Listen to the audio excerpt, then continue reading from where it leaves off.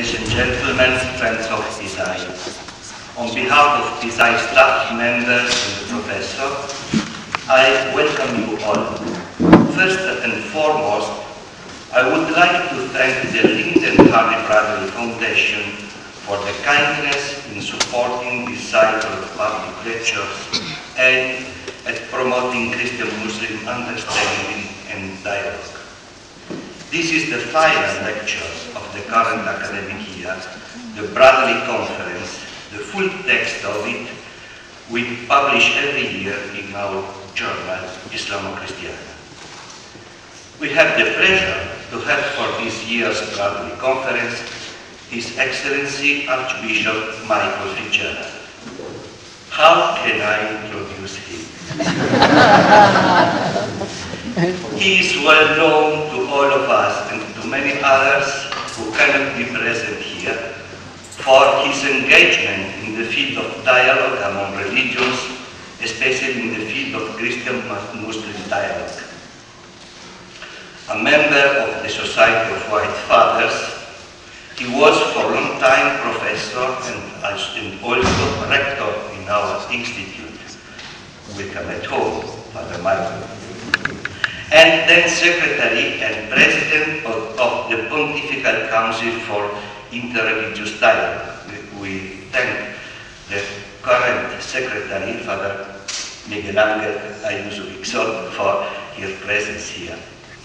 Finally, Monsignor Fitzgerald lived until last year in Cairo as Apostolic Nuncio to Egypt and a delegate to the Arab League. Now, Monsignor Michael Fitzgerald is retired in Jerusalem, the city of Jerusalem. So he is free to give lectures all over the world, like this conference. The subject is of very topical interest, the Arab Spring outside in. Obviously, it will depend first of all on the living experience and the broad vision of the lecturer. That's why it will deal mainly with Egypt, though reference will also be made to other countries which have experienced the Arab Spring, particularly to point out the differences. The intention is first to indicate the root causes of the revolutionary movement, then to plot the developments, and finally to assess the role played by different religious bodies. No definite conclusion will be offered since the true results of the Arab Spring are still awaited. We are very thankful to Archbishop Fitzgerald for his kindness in talking to us about this very important topic. And now I am delighted to invite you to address us, please.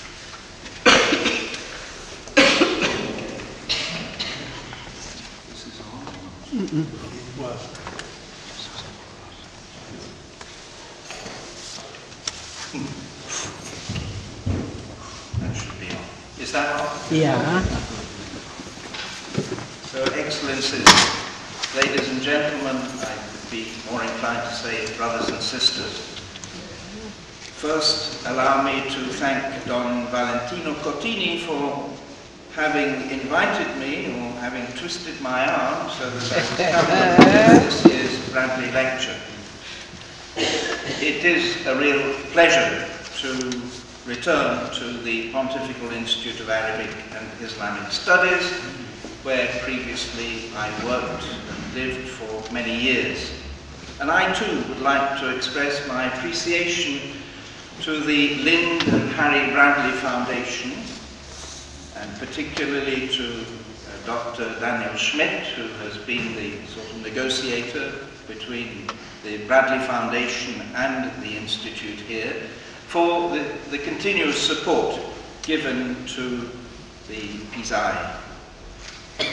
The topic that Don Valentino has asked me to speak about, the Arab Spring, is, I am sure, of particular interest to the Bradley Foundation, which has always been concerned with the promotion and strengthening of democracy, fostering economic, intellectual and cultural activity, and has insisted on the need for enlightened citizens and informed public opinion. I'd like to start by explaining the title that has been given to this talk, The Arab Spring Outside In. I'm neither a sociologist nor a political scientist. I'm not a specialist on North Africa and the Middle East. And I don't pretend to know all the recent developments in the countries of these regions inside out. I am, it is true, someone who has studied Arabic language, and different aspects of Islam, and has tried to convey that knowledge to other people through teaching. I've been engaged for many years in Christian-Muslim dialogue, and also in wider interreligious relations. And it so happens that I was present, as some other people here, I was present in Egypt at the time of the revolution of the 25th of January 2011. Not as a tourist, not as a researcher, but as the representative of the Holy Father. I cannot claim to have been involved in the Egyptian version of the Arab Spring, but only to have been present as an observer looking, as it were, from the outside in. This is all the more true since the Apostolic Nunciature, where I was residing, is situated on an island in the Nile, the island of Zamalek, and thus across the water, across the bridge from Tahrir Square, the epicenter of the revolution. So we were not involved in the revolution like the Combonis, who were right down in the center of the town and had demonstrations all around them, or other religious communities in Cairo. As you will understand in this talk, I'll be dealing mainly with Egypt, though I will try to make reference to other countries which have experienced the Arab Spring. And as Don Valentino said, particularly to point out the differences. Let me repeat what he has said. What I want to try to do is to indicate the root causes of the revolutionary movement, to plot the developments, and to assess the role of different religious bodies. So let me start with the roots of the revolution. It seems to me that there were three main grievances which brought young people to demonstrate against their leaders in these countries. So first, the oppression of dictatorial regimes. Secondly, I would say the tight control of information, so a lack of freedom of speech. And thirdly, perhaps really the most important, but not the one that was most evident at the beginning, the increasing gap between the rich and the poor. To these corresponded the desire for a greater possibility of political involvement, greater freedom of expression, as I've said, and for a better distribution of wealth within these countries. It should be remembered that those who initiated the protest movement, and I'm saying things that you know already, but I repeat them, remember that those who started these protest movements were, in general, young people. They were not adolescents, but young adults, many of them with university degrees, but who found themselves unemployed in societies where contacts and recommendations count often more than qualifications. It has been noted that the movements were not strictly ideological. They didn't attack Western countries. They didn't attack Israel. Nor were they religiously motivated. They were aimed at gaining greater freedom, justice, and dignity. As you know, the immediate occasion of the Jasmine revolution in Tunisia was the self-immolation of the 26-year-old Mohammed Bouazizi, who was, if I'm correct, a university graduate, but who had taken to selling vegetables, and who had been roughly treated by government agents. Sometimes these government agents are termed as thugs. In Egypt, a protest movement had already started in 2005, before the presidential election at which Mohammed Hosni Mubarak was re-elected for the 5th time. George Ishaq, a Coptic Orthodox Christian, founded the movement called Kefaya. Basta, enough. And this movement he founded in protest against the constitutional amendment which removed any limit on the number of terms a president could serve before the 5th election, re-election of Mubarak. So you can understand the kafaya. The 2010 legislative elections caused a great deal of dismay because the rules were changed in such a way that it became practically impossible for anyone to present himself or herself as an independent candidate.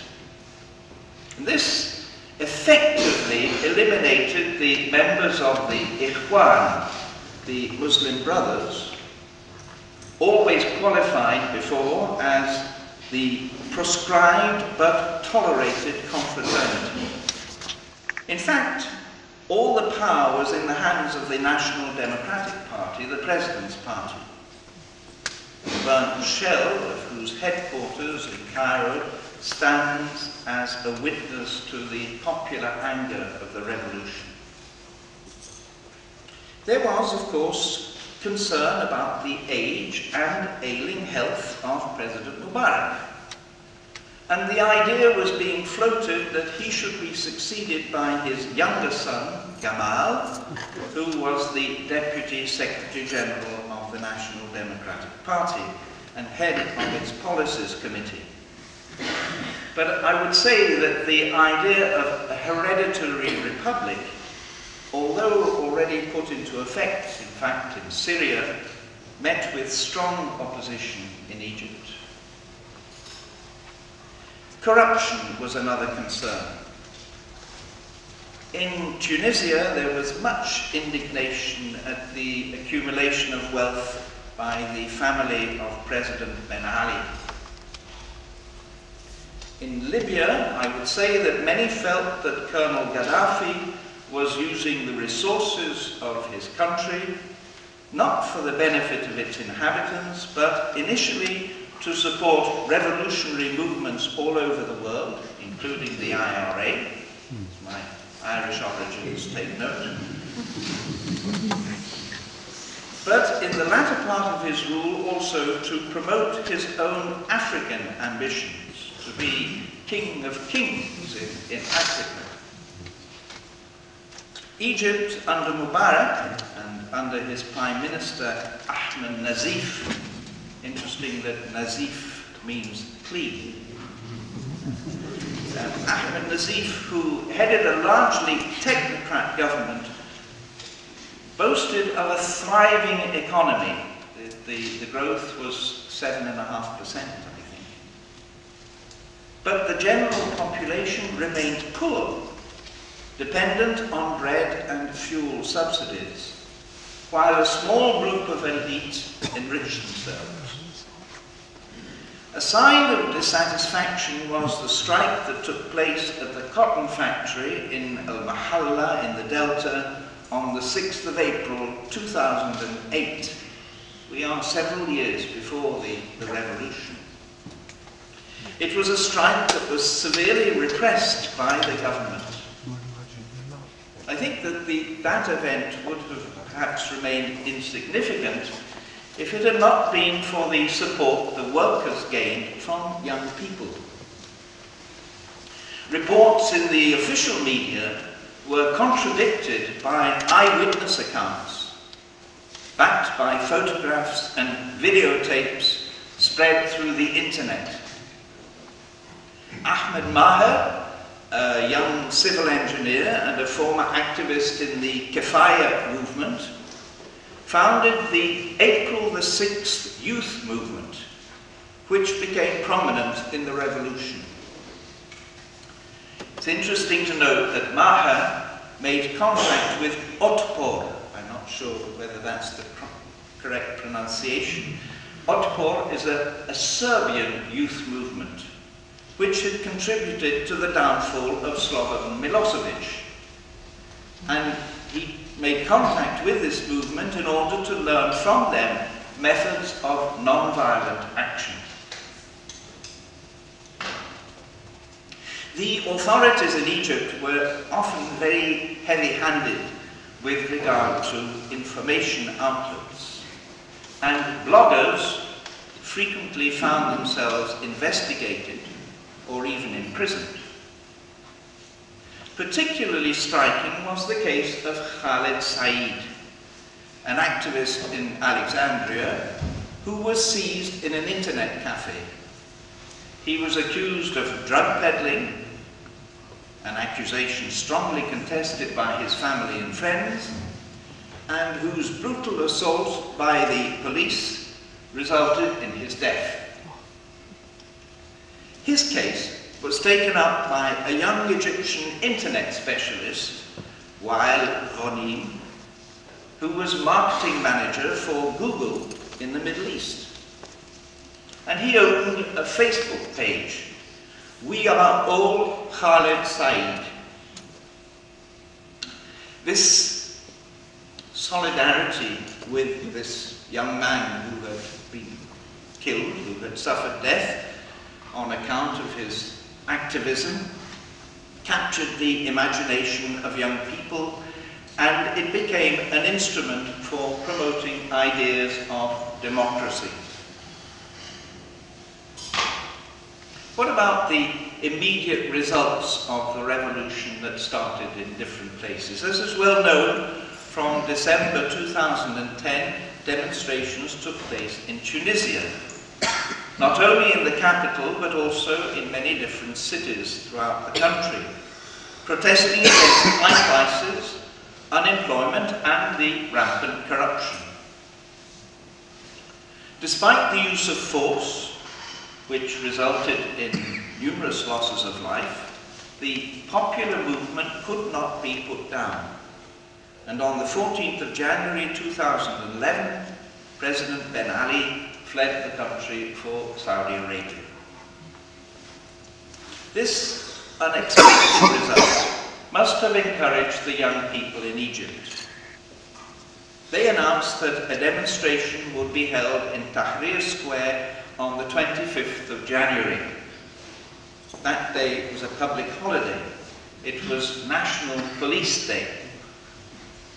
The police had demonstrated against the British.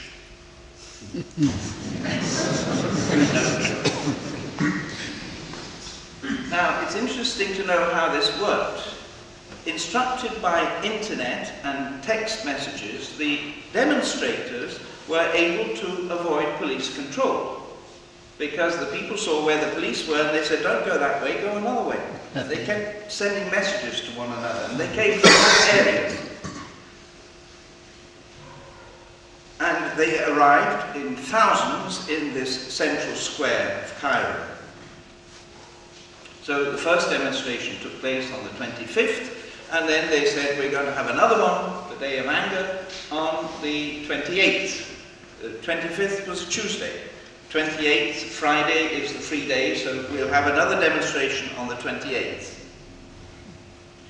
To prevent this from taking place, the government decided to block all internet connections and mobile phone access throughout the whole country.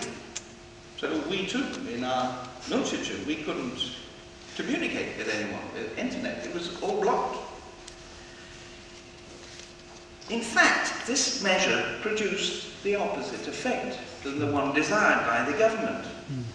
Because the young people, many young people, instead of following the events through the internet, they decided to go themselves. So more people went to Tahrir than would have gone if the communications had been allowed. Demonstrations continued after that, occasioning serious clashes with the police or other forces, as on the infamous Day of the Camel, when people came on camels and horses and beat people and tried to send them away. But this didn't break the resolve of the protesters. And so the army was called in to secure order. And strangely enough, the calling in of the army was a move which was welcomed by the population. Whereas the members of the police were generally detested, both because of their brutality and also because they were government informers, the army was felt as belonging to the people.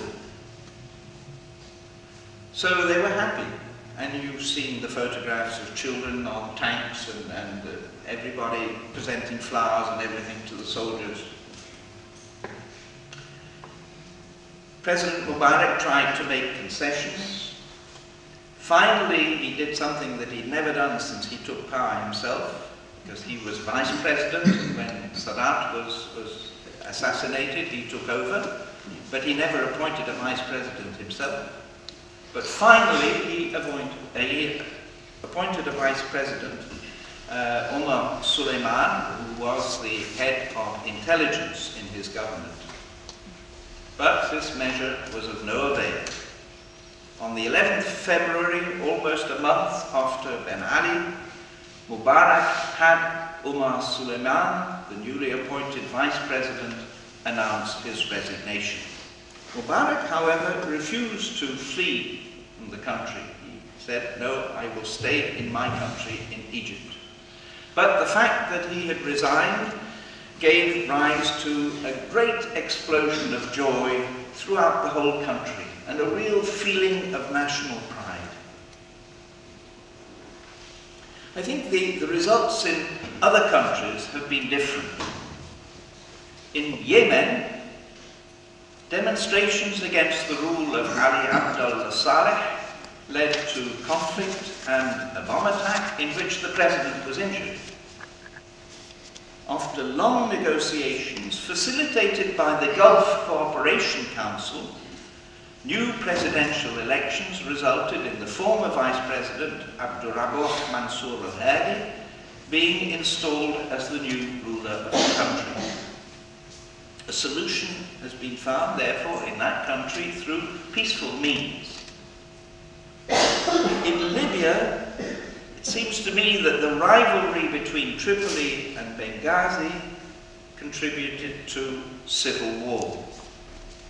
The civil war only resolved through outside intervention, which resulted in the killing of Muammar Gaddafi and the installation of a new government.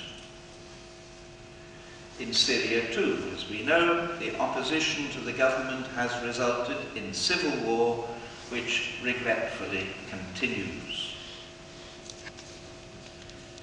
We could perhaps note in passing here that in both Jordan and Morocco, constitutional reforms were introduced in order to forestall any revolutionary movement.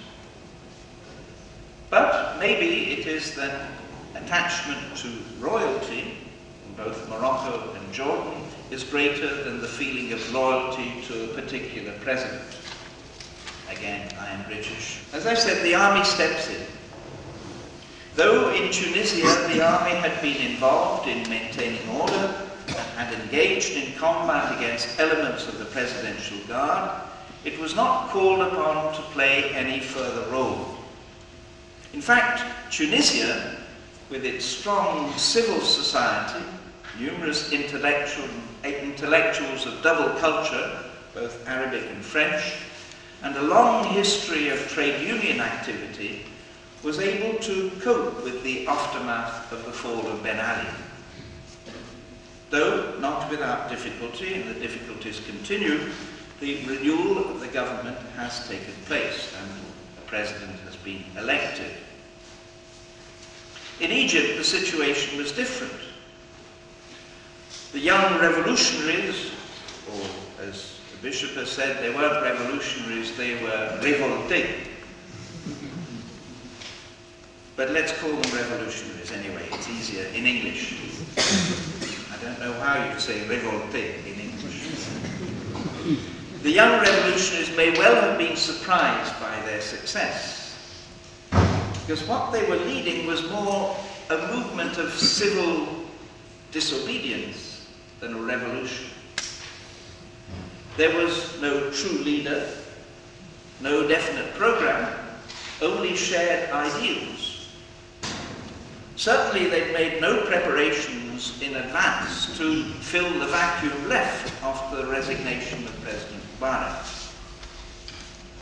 It is true that some of the young people welcomed Mohammed al-Baradei, the former director of the International Atomic Energy Agency, who returned to his country. He had finished his work with the Atomic Energy Agency, and he returned to his country on the 27th of January, the day before the demonstration on the Friday, the 28th.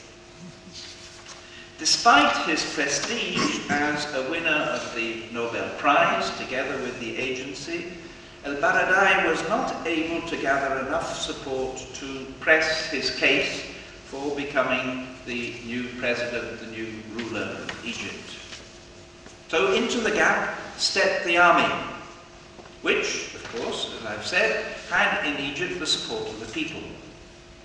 Field Marshal Mohammed Hussein Tantawi, Commander-in-Chief of the army and Mubarak's Minister of Defense for 20 years, took over as head of the Supreme Command of the Armed Forces, SCAF, and he became acting president. It was not a military putsch. The army, at least in my interpretation, the army had no ambition to maintain power for itself. It wished to move as quickly as possible to a civil form of government. But at the same time, it wished to maintain its own privileged position in Egyptian society. Discussion was going on at this time about a new constitution and about establishing super-constitutional principles, principles on which all would agree before you start drafting a new constitution. And the army wanted to include in these super-constitutional principles the fact that their budget would be removed from any government control, as the army has its own parallel economy. In fact, no agreement was reached on any such super-constitutional principles. So the SCAF immediately arranged for some constitutional amendments to be drawn up in order to facilitate the election process, and these were then put to a referendum. The amendments provided for parliamentary elections, followed by the choice of a constituent assembly to write the constitution, and then presidential elections. Perhaps the army, perhaps SCAF, had been ill-advised, for many would have preferred to begin with the election of a new head of state, and then have the elections to the parliament, and then have the constitutional assembly, or have it in a different order anyway. But it must be said in favour of the army that it was difficult to envisage the election of a president whose mandate had, as yet, not been determined. In fact, that's what happened anyway. But in the event, the Muslim Brothers transformed a purely technical referendum into a religious matter. The non-Islamists hesitated as to whether they should boycott the referendum in order to question its validity or to vote no. In the end, the amendments were approved and the election process began. In preparation for the elections, a bewildering number of new political parties were created to add to those which already existed. I looked up Wikipedia, and it lists more than 80 parties at that time. For instance, Naguib Sawiris, a leading Coptic Orthodox businessman, founded the Party of the Free Egyptians to carry forward the idea of a liberal democratic republic. This was not a Christian party. He was a Christian himself, but it was more the business community, appealing also to Muslims. Al-Baradei, for his part, founded the Constitution Party, with more or less the same aims as the party of Naguib Sawiris. The Muslim Brothers founded the Freedom and Justice Party. The Salafis established a party which they called An-Nur, light, and they also have other parties. Now the Salafis said to the Christians, you celebrate Our Lady of Light, don't you? Well, Light is our party. It's the name of our party. You should vote for us. Dissidents from the Muslim Brothers set up a moderately Islamic party, Al-Wasat, the centre. And there were parties established by jihadists and also by Sufis. The liberal parties, though attracting people from the urban elite, do not appear to have much support in rural areas. The Muslim Brothers, on the other hand, enjoyed considerable support in the rural areas through their social action at the grassroots, which they had carried out even when they were officially proscribed. They declared their political party open to all, so it wasn't just for Muslims. In fact, some Christians did join this party, though they were severely criticized by other Christians. How can you work with the Muslim Brothers? When on a visit to Sohag in Upper Egypt, I was invited to speak to members of the party, of the Muslim Brothers Party, at their new offices in this town. And like a number of my colleagues, ambassadors, it was not my custom to associate with political leaders, so I hesitated very much. But the local Catholic bishop encouraged me to accept the invitation. And both he and his Orthodox colleague, his counterpart, were also invited to address the gathering. Well, since the name chosen for this party of the Muslim Brothers is Freedom and Justice, I thought it was appropriate to expound the Catholic Church's understanding of freedom and justice. If you want it, well, I will let you have it. Yeah, well, they listened. This was prior to the elections. The first round of the parliamentary elections met with great enthusiasm. You will have seen photographs or films of this. The population went out in large numbers to vote, women being particularly prominent. It was felt that for the first time there was true freedom. And indeed, generally, the voting proceeded smoothly without any serious abuses. One negative feature of this election was the fact that the number of judges available for supervising the elections being limited and outside help having been refused, the voting took place in different parts of the country at 3 different periods. So it wasn't everybody voting at the same time. So that you knew already there is more or less the exit polls from certain areas before you voted. And that seems to be against all the good rules of elections.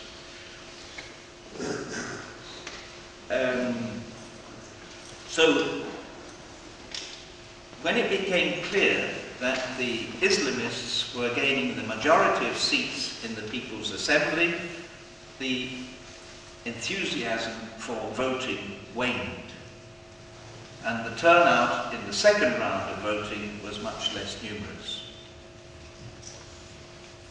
As in Tunisia, where a Nahda, revival party, the party of Islamist tendencies, won the most seats in parliament, so in Egypt, the Freedom and Justice Party won 40% of the seats in the Majlis al-Sha'b, the People's Assembly, while the Salafis surprisingly gained 20%. This meant that Islamist members had the absolute majority. And this had an important consequence for the choice of the Constituent Assembly, a task that had been entrusted to the newly elected Parliament. There had appeared to be an agreement before that this Constituent Assembly would bring together representatives of all sectors of society. But the majority of members of the Assembly didn't abide by this agreement. They made sure that the majority of the Constituent Assembly would be of Islamist tendency.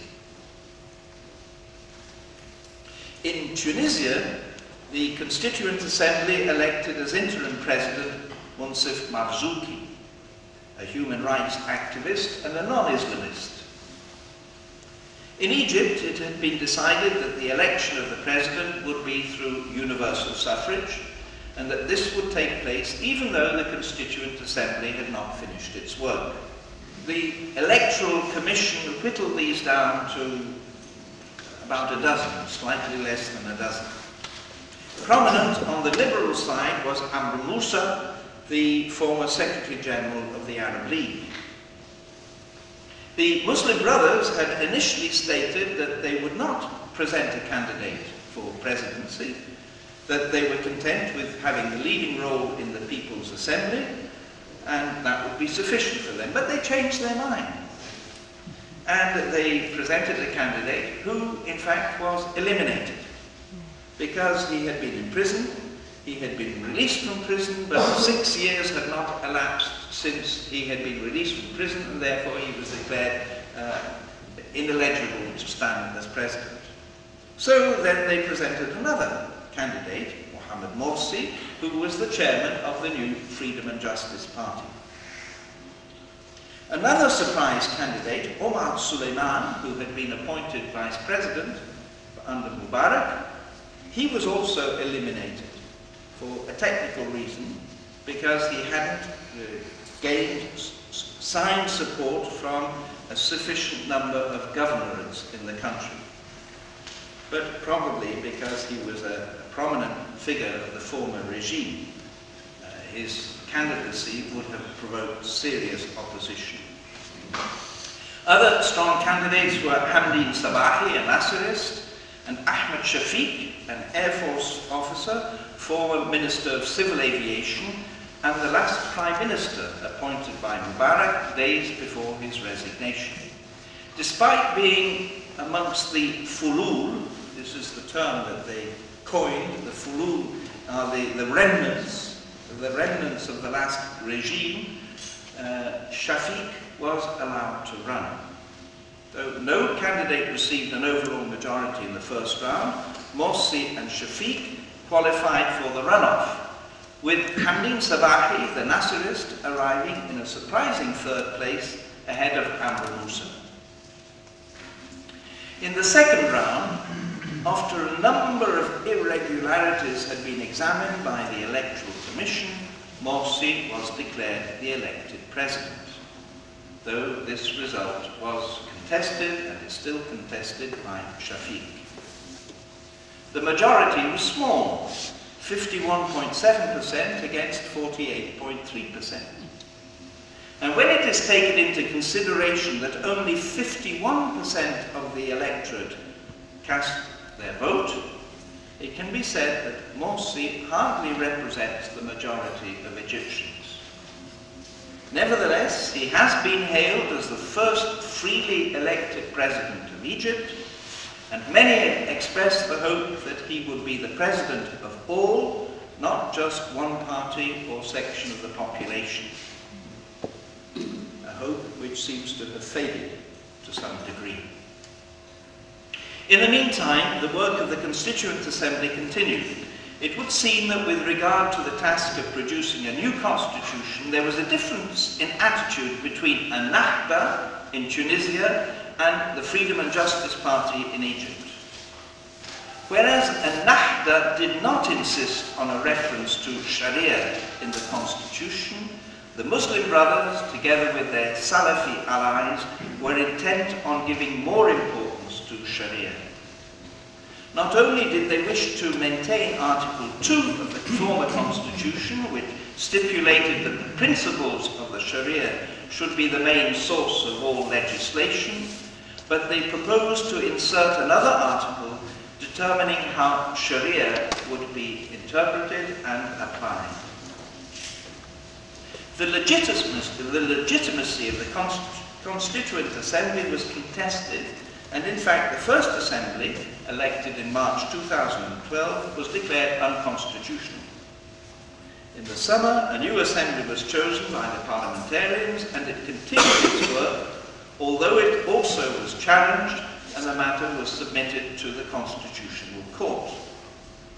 The Constitutional Court, however, continuously delayed its verdict, thus allowing the Assembly to pursue its deliberations. And this unsatisfactory situation, and also the haste with which the drafting of the Constitution was being carried out, led to the withdrawal of a substantial number of members of the Constituent Assembly, who were then replaced by substitutes.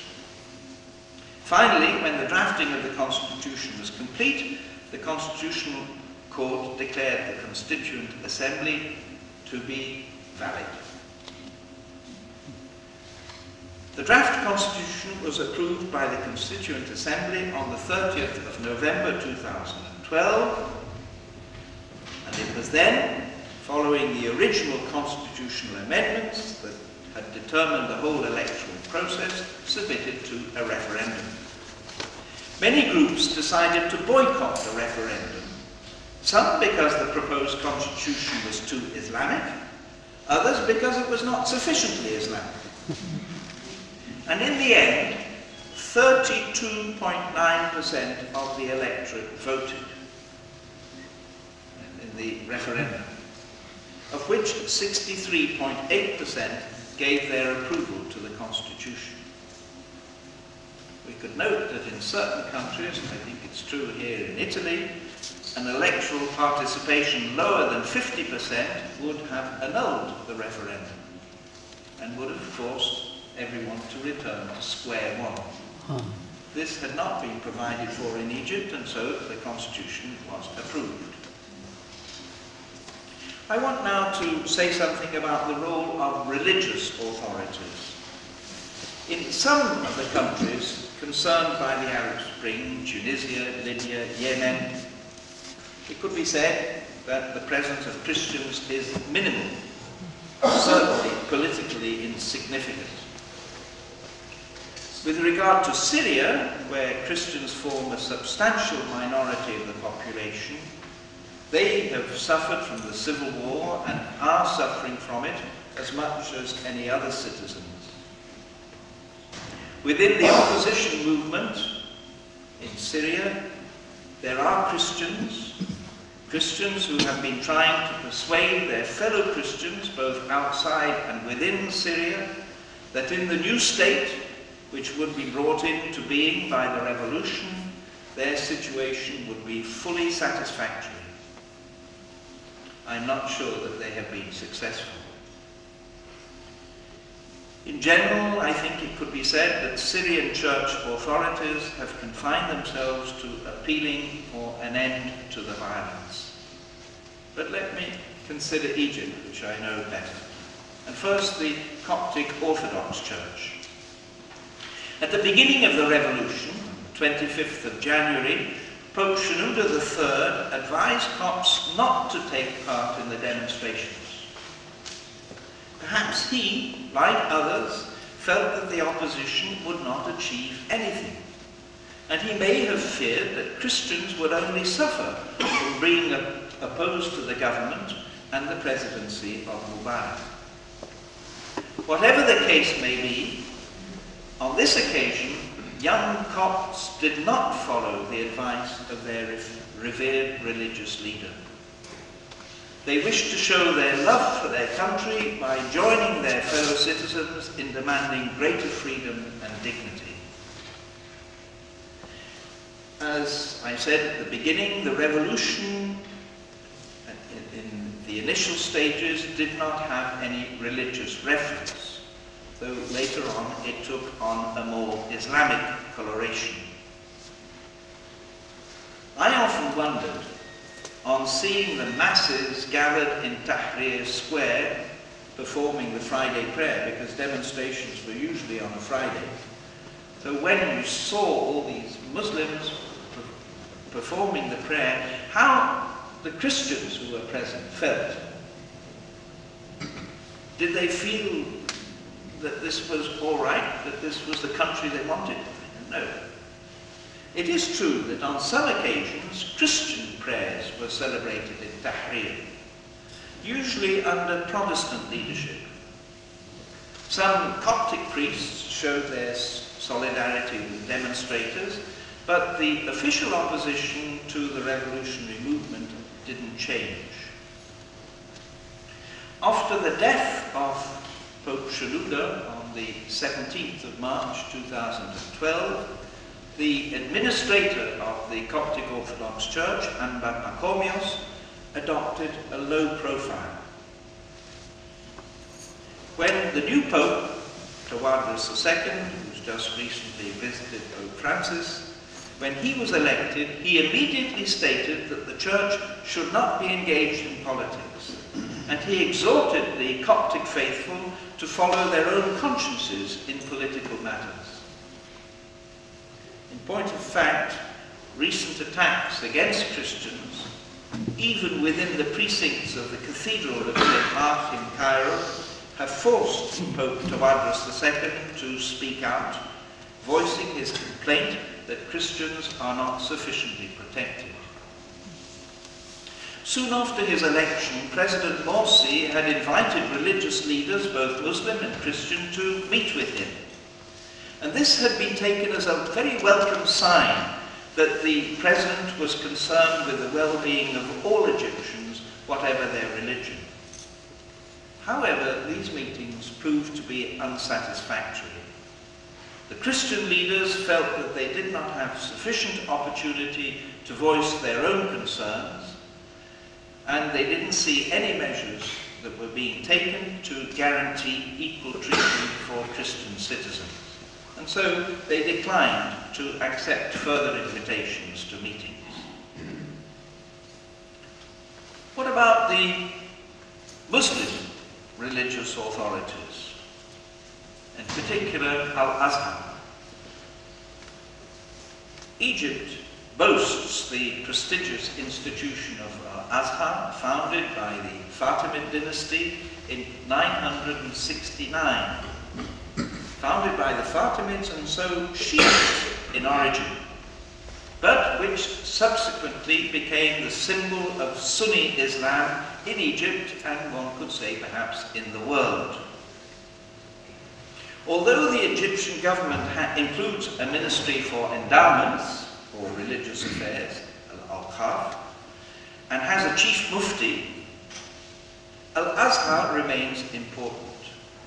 Its head, Sheikh Al-Azhar, or Al-Imam Al-Akbar, is appointed by the president. In 2010, on the death of Muhammad Sayyid Tantawi, Al-Tantawi, who had welcomed Pope John Paul II to Al-Azhar on the 24th of February in the year 2000. Dr. Ahmed At-Tayyib, the rector of Al-Azhar University, was appointed Imam.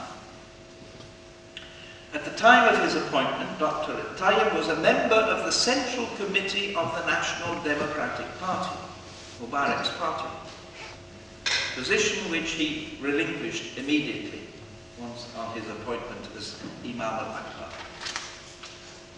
Known as an opponent of the Muslim Brothers, he has tried to position Al-Azhar in a moderate role. And under his inspiration, Al-Azhar has produced several important documents. The first document, issued on the 20th of June 2011, gave support for a modern democratic state which would guarantee the equal rights of citizens and where there would be a separation of powers. The document stated, and I quote, that democracy based on free and direct voting is the modern formula to achieve the Islamic precepts of shura, consultation. This document upheld freedom of opinion and condemned religious discrimination, sectarianism, and racism. A second document, issued on the 8th of January of 2012, gave further development to the ideas summarily expressed already in the first document on fundamental liberties. It again affirmed freedom of belief, freedom of opinion and expression, freedom for scientific research, and freedom for artistic and literary creativity.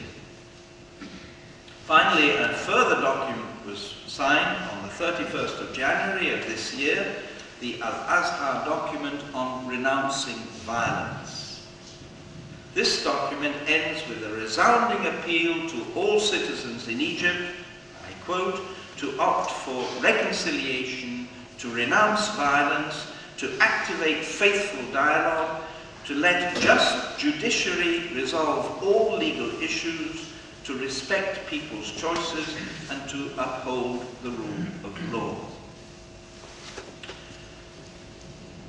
I would like to add that Dr. At-Tayyib, the Imam, also set up or facilitated the Bayt al-A'ila, the House of the Family, which was periodic meetings of religious leaders, both from within Islam and from the various Christian churches.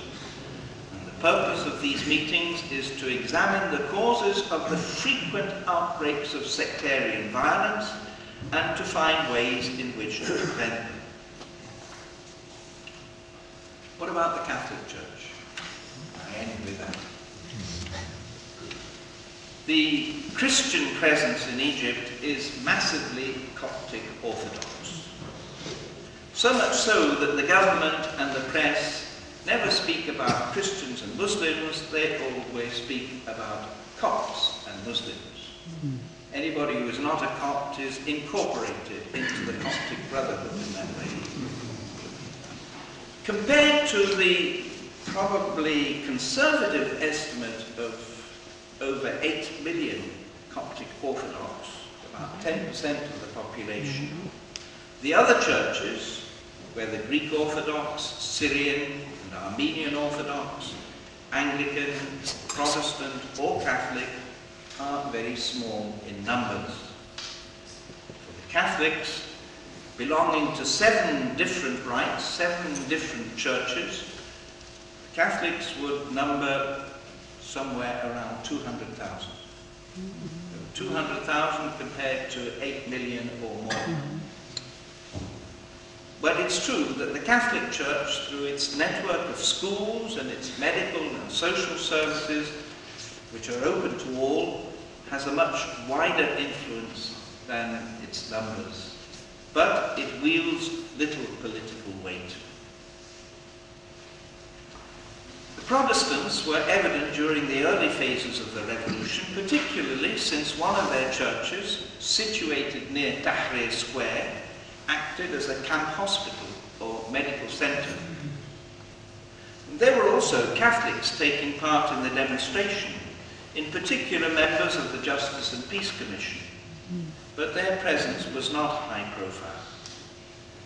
But what I want to say here is the reaction of the Catholic authorities, which was really on a different front.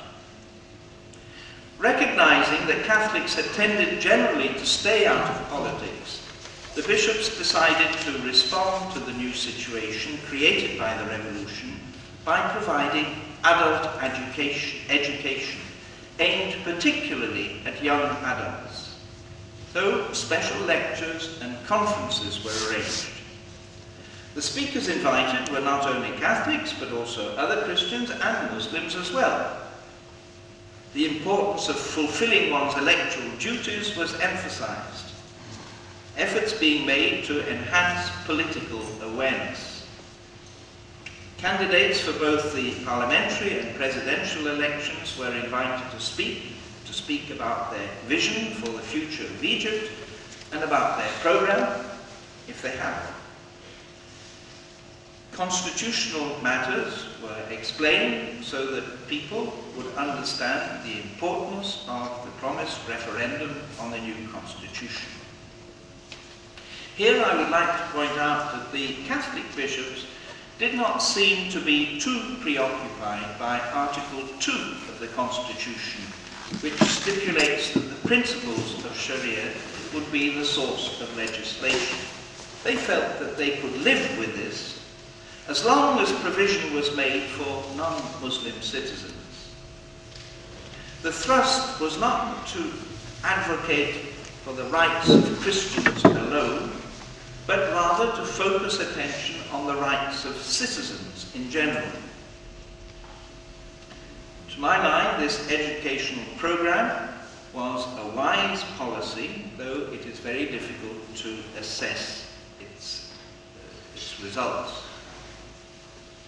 What I would like to say, and I will end with this, is that the bishops, the Catholic bishops, must certainly have been encouraged in their endeavour of education by an event that had preceded the Arab Spring.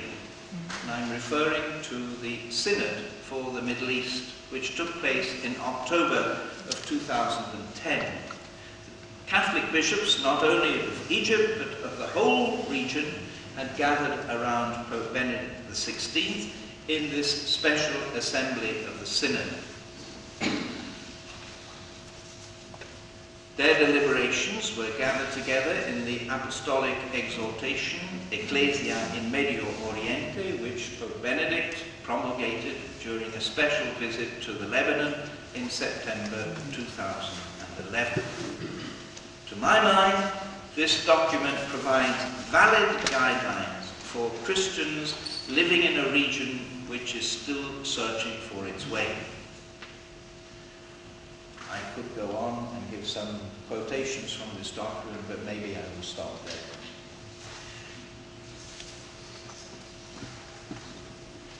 I would encourage you to read Ecclesia in Medio Oriente and see yourselves whether you think this document is responding to what happened afterwards. It's interesting. But as I said in the beginning, it's difficult to draw any definite conclusions. What I've been describing, particularly from the Egyptian point of view, is an ongoing process. So I only want to conclude by expressing a heartfelt hope. And the hope is this, that the democratic spirit brought into play by the Arab Spring may prevail. And that it may prevail in order to create a society marked by true freedom and justice. A society in which all citizens can enjoy prosperity and peace for their own good, but also for the good of the whole world. Thank you.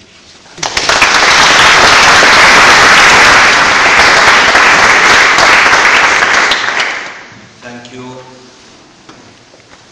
Thank you, Father Michael, for your lecture. Okay, now we have still a short time for short questions and hopefully for short answers. To you the floor. I'd like to ask again about the role of religious leaders. And in your opinion, what is the best role of a very prominent religious leader, let's say the Pope in Rome, when we're talking about a country where Christians are a minority? Is it best to speak out? Does it cause more harm than good sometimes?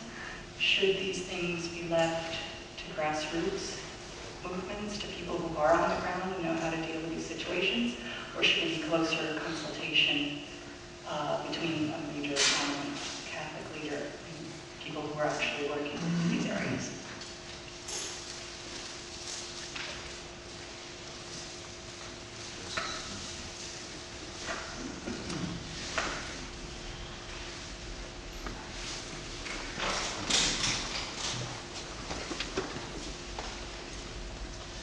I would like to know the role of international forces. The International forces, because someone told me that the Arabian Spring is the last brick of the Berlin Wall falling down.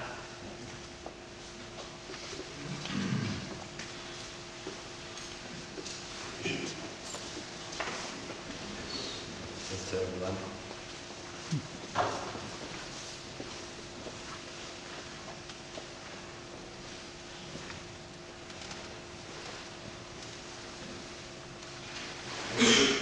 Could you say something more about the Rijksraad document, the last one, especially, and in your opinion, how many chances it has to have a good influence in society? All right, so let me try to answer these. Let's take the second question first. The role of international forces, that's what you were asking, I think. Some people have interpreted the Arab Spring as coming from outside, as being a plot. Well, but you have all these theories of plots around the world, and they are frequent.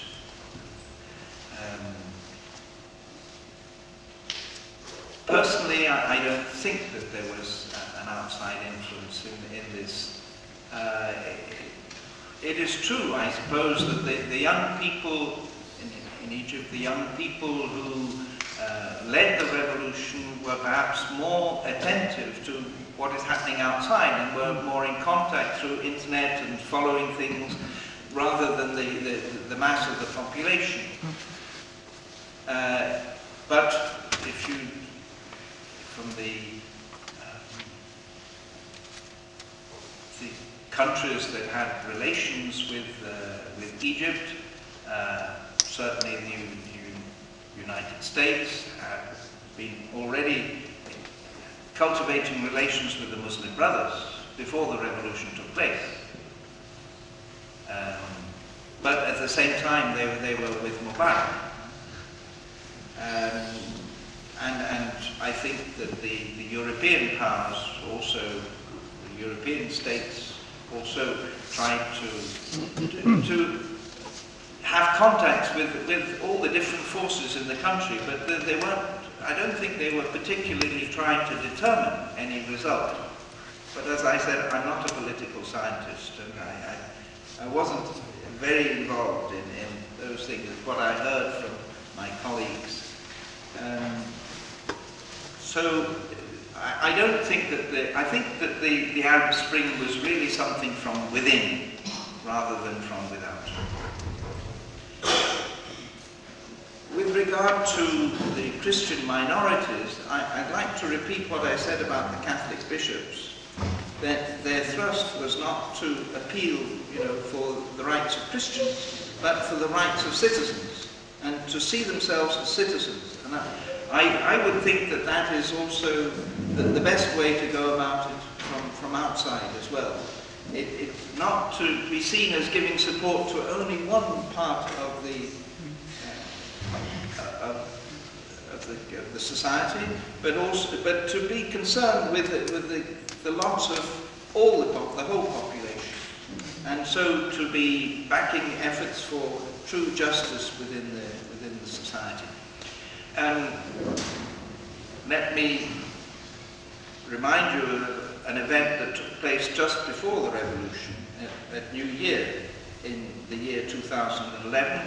It was the bombing of the Church of Two Saints in Alexandria. On that occasion, when many Christians, a good number of Christians, lost their lives, Pope Benedict mentioned this fact, and he coupled it with what was happening in Iraq at the same time, and he appealed to governments to protect the Christian minorities. This was very badly taken by the Egyptian authorities. They did not like this at all. They withdrew their ambassador from here, and they misunderstood, I think. They thought that Pope Benedict was appealing to foreign powers to come in and protect the Christian minorities, which was not the intention at all. It was an appeal to the authorities of the countries to protect their minorities.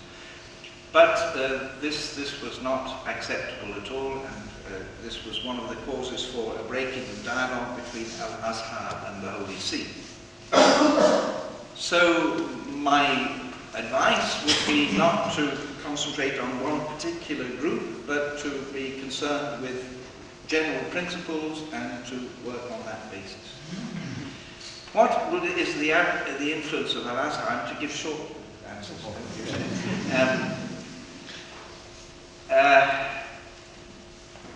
It's difficult to know.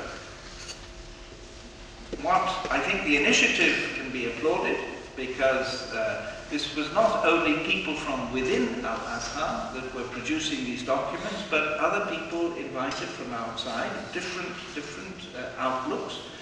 And but of course it goes against the parliamentary majority of the Islamists, so it's not along that line at all. So don't really know what effect this will have, but it's a courageous step, I think. It should be applauded and given importance, spread around the fact that these documents exist and should be better known, and so on. Short questions. One was regarding the number of people who voted in the elections and also for the referendum. Why do you think the number was so low? That's the first thing. And the second thing is, would you know the number of women who voted in these elections? I mean, just the percentage.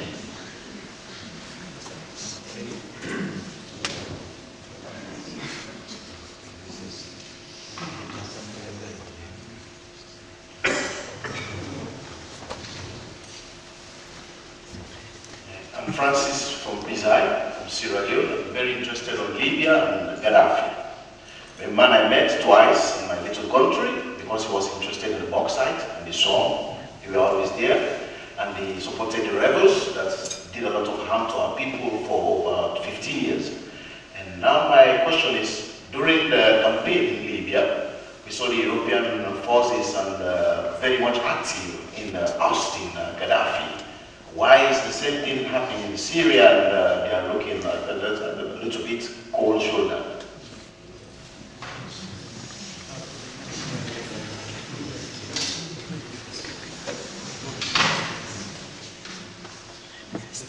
I'm Bonaventura Manda, Mission of Africa, student of Pasai.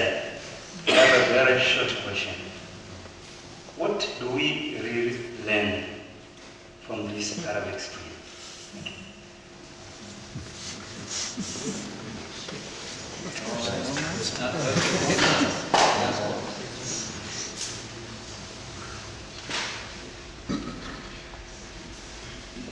have a question about Egypt, which has the biggest Christian presence in the Middle East and Northern Africa. I would like to know these majorities, Islamic majorities, who won the election, actually around the country for the most part. What is their vision of dealing with the Christians? Would they want them to convert, to tax them heavily according to Sharia? What is their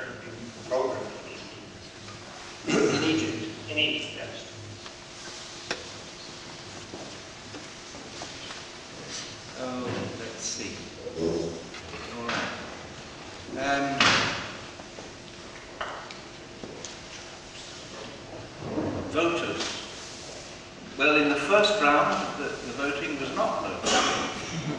The first round, there were many people. There was great enthusiasm for the elections, and I don't know how many women voted, but they really went out to vote. There were separate queues for the men and the women. There were different booths. There were different electoral, what we call siège. And the women, veiled, unveiled, all together, they were there, and they stood for hours. It became low afterwards, after the first round, when the more liberal side saw that the Islamists were winning, so they felt that they didn't have any, that it wasn't any use to vote. So they didn't bother. Which, of course, is a pity, I suppose, really, because the contrary, you go out and vote and vote more. And I try to, encourage people to use their democratic right to go and vote. But they haven't had much experience of democracy. My own case, I've only voted once in Britain as a subject, and the candidate I didn't vote for got in with a majority of 40,000, I think. But anyway, I did vote, but it wasn't much use to my vote. And maybe people felt a bit like that in Egypt as well.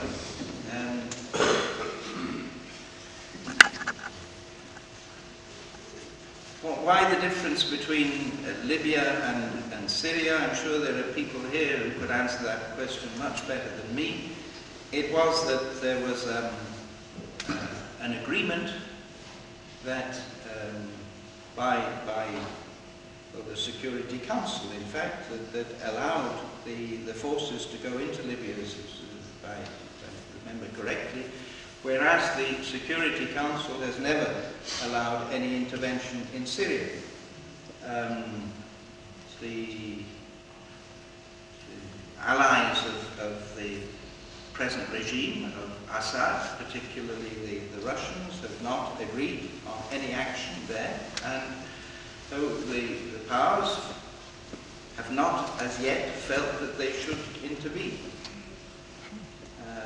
Because you just can't go in and do whatever you like. There should be some constitutional, some legal backing to your intervention.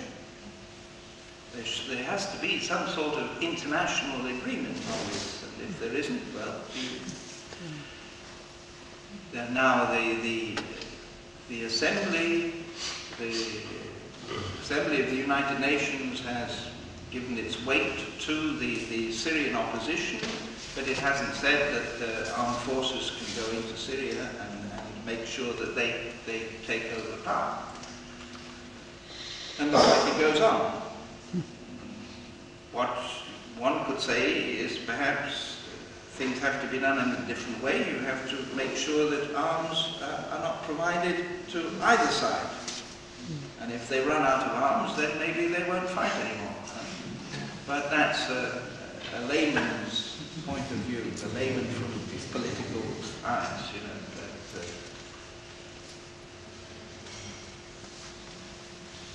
it's very difficult for the international body to come to an agreement. And that is part of the weakness of our system, but that's the system. It's better to have a system than to have no system.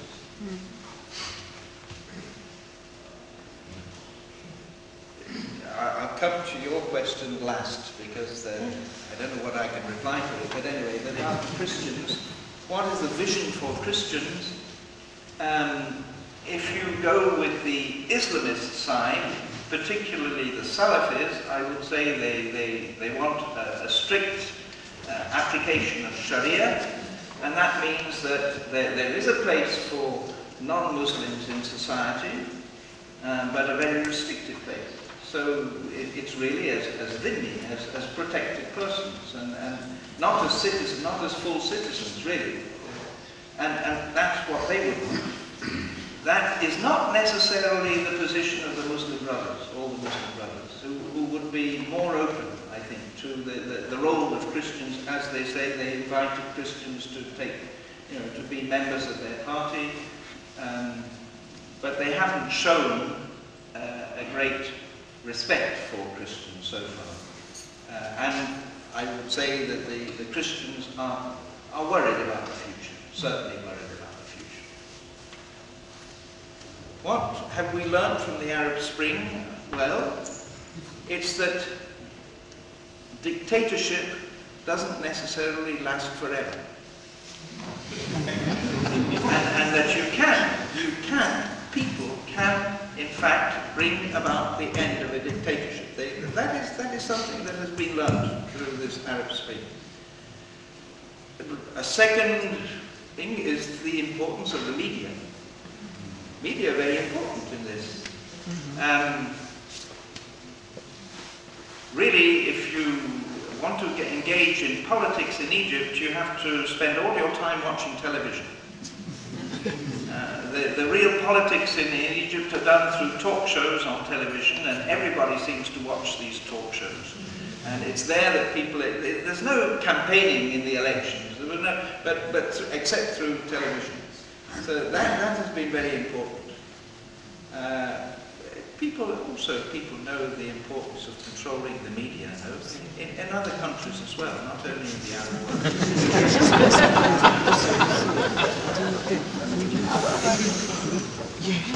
What is underlying, I think, in this is the difficulties of countries where, the power is concentrated in the hands of a few, and they are the only people who are benefiting. And so the concern of, I remember a Christian businessman saying to me that what he was really afraid of was not this revolution, but a revolution of the people who would be pushed by hunger to revolt against any authority that is in the country. Here, in these places where the Arab Spring has taken place, I think we have seen the role of public opinion, the role of certain people who are more active, proactive, and this has brought about a change in society. Perhaps not fully, it's not fully realized what they hoped for, not at all, but to my mind, one should encourage them to keep on. The revolution is not over. The revolution, continuous revolution in a sense, without violence. That is the important thing. It mustn't be violent activity. And we should, I think, all pray for that these changes in society should be brought about by peaceful means and not by violence. I neglect the Arab Revolution, which is Bahrain.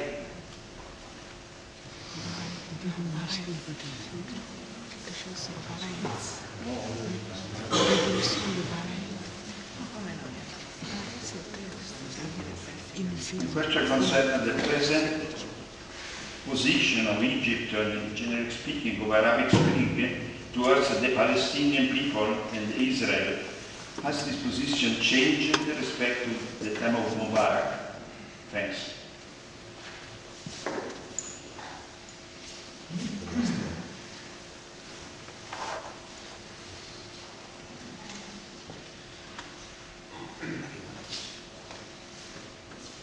Your Excellency, taking one thing to another, would you say the position of the Christian communities in Egypt has been strengthened, weakened, or not changed by the events of the last 2 years?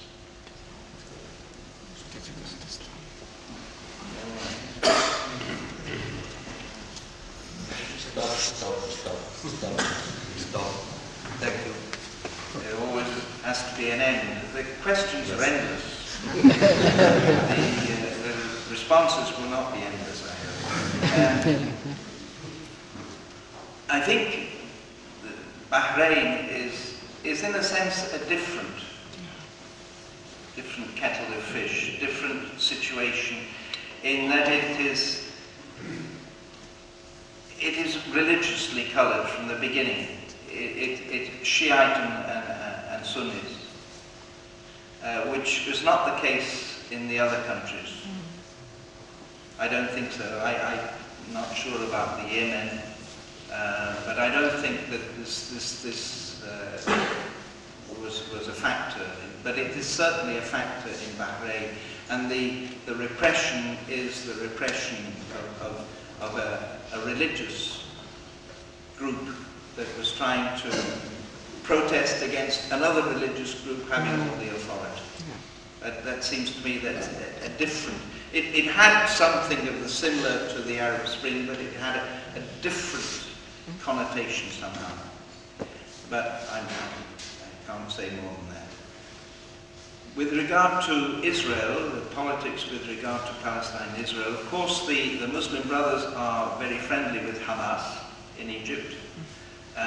But the government that came in, and Morsi, the president, immediately said that we would follow, that Egypt would abide by all international agreements.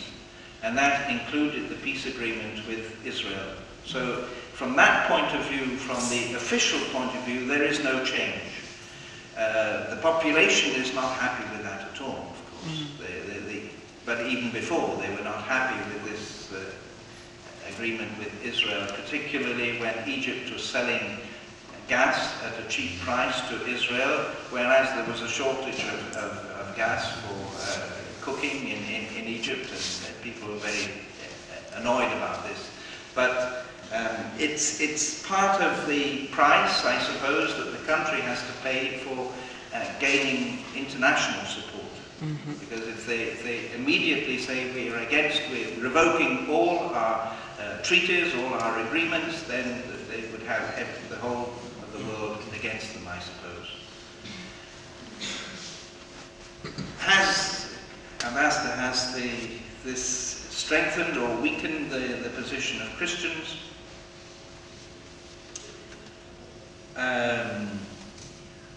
Well, it's made them worried, certainly. Potentially, it had the power of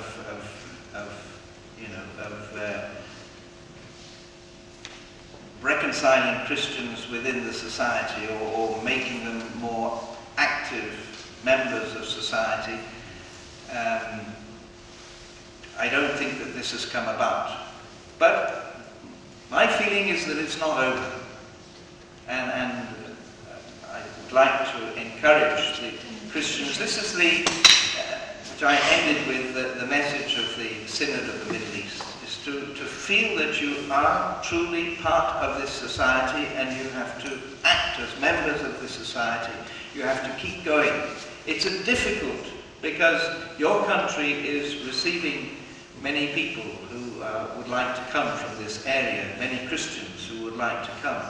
And you can understand that they want to be more at ease. They want to be in a place where they can live their faith easily, though there is religious liberty, liberty of worship, freedom of worship in Egypt, but at the same time they feel that they're not liked or whatever.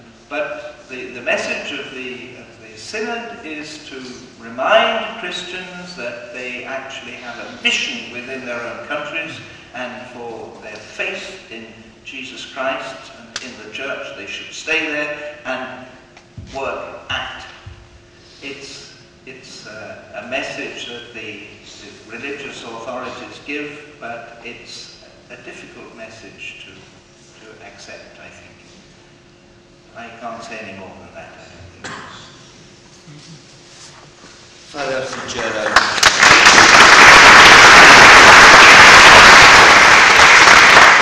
Father Fitzgerald, let me thank you, I dare say, on behalf of all of us, for your presentation, which was brilliant, knowledgeable, pleasant, and deep at the same time. I read before, so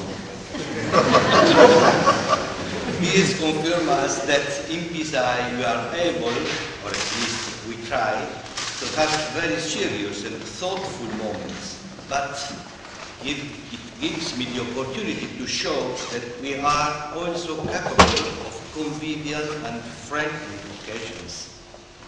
Father Michael, Your Excellencies, all of you friends of Pasai, let us enjoy the buffet and spend the evening friendly together. Thank you all, and God bless you.